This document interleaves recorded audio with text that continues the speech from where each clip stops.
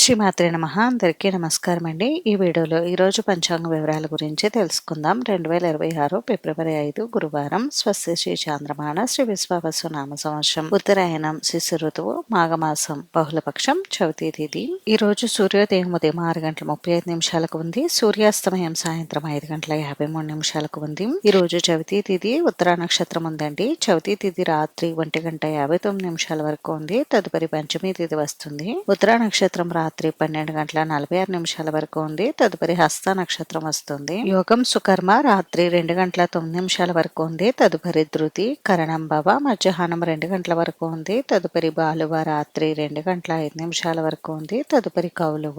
బ్రహ్మ ముహూర్తం తెల్లవారుజామున 5:14 నుండి 6:02 వరకు ఉంది. అభిజిత్ ముహూర్తం మధ్యాహ్నం 12:07 నుండి 12:52 వరకు. అమృత కాలం సాయంత్రం 5:27 నుండి 7:06 వరకు. శుభ సమయం ఉదయం 11:30 నుండి 12 వరకు ఉంది.